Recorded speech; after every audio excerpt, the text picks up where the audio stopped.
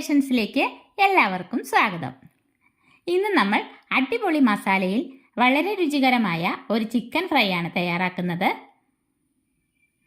അതിനായിട്ട് നമ്മളിവിടെ 1 കിലോ എല്ലോട് കൂടിയ ചിക്കൻ നന്നായി ക്ലീൻ ചെയ്ത് വെള്ളമെല്ലാം കളഞ്ഞെടുത്തിട്ടുണ്ട്.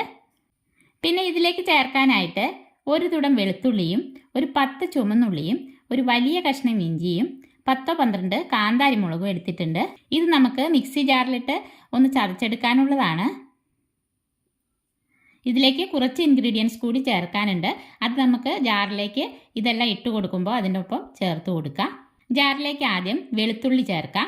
ഒരു 6 വറ്റൽമുളക് ചേർക്കുന്നുണ്ട്. പിന്നെ നമ്മൾ എടുത്തു വച്ചേക്കുന്ന ഇഞ്ചിയും ചുമന്നുള്ളിയും കാന്താരി മുളകും ചേർത്ത് കൊടുക്കാം.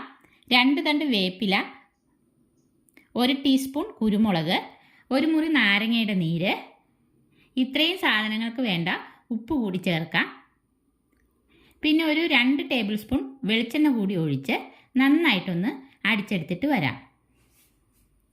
വെള്ളം ചേർക്കാതെ വേണം കേട്ടോ ഇത്രയും സാധനങ്ങൾ നമ്മൾ അരച്ചെടുക്കാനായിട്ട്.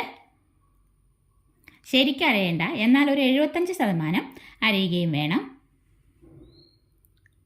ദാ ഈ ഒരു പാകത്തിന് അരച്ചെടുത്തിട്ടുണ്ട്. ഇനി ഇതിലേക്ക് 1/2 ടീസ്പൂൺ ഗരം മസാലയും 2 ടേബിൾ സ്പൂൺ കാശ്മീരി മുളക് പൊടിയും 1/2 ടീസ്പൂൺ ചിക്കൻ ഫ്രൈ മസാലയും 1 ടീസ്പൂൺ മഞ്ഞൾപ്പൊടിയും 1/2 ടേബിൾ സ്പൂൺ കോൺഫ്ലവർ കൂടി ചേർത്ത് ഒന്നുകൂടി അരച്ചെടുക്കാം.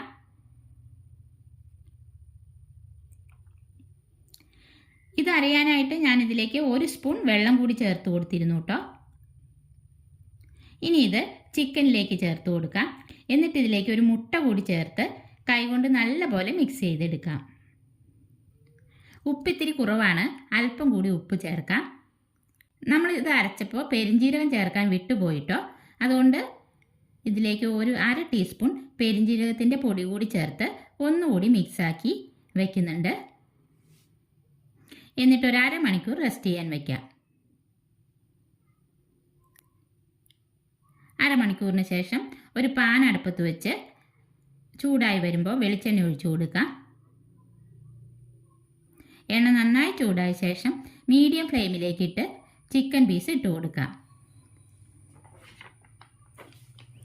അതിനുശേഷം ഒരു 3 മിനിറ്റ് ഫ്ലെയിം കൂട്ടി വെച്ച് കൊടുക്കുന്നുണ്ട്. പിന്നെ ഫ്ലെയിം കുറച്ച് മീഡിയത്തിലേക്ക് ആക്കിയ ശേഷം തിരിച്ചു മറിച്ചുമിട്ട് ഫ്രൈ ചെയ്തെടുക്കാം. ഇതാ നമ്മുടെ ചിക്കൻ നന്നായി വെന്ത് ഫ്രൈ ആയി വന്നിട്ടുണ്ട്. ഇനി നമുക്കിത് എണ്ണയിൽ നിന്ന് കോരി മാറ്റാം. എന്നിട്ട് ആ എണ്ണയിലേക്ക് തന്നെ അല്പം വേപ്പില ഇട്ട് കൊടുത്ത് ഒന്ന് വറുത്തെടുക്കുന്നുണ്ട്. ചിക്കൻ്റെ മുകളിൽ ഇട്ട് കൊടുക്കാനാണ് കേട്ടോ.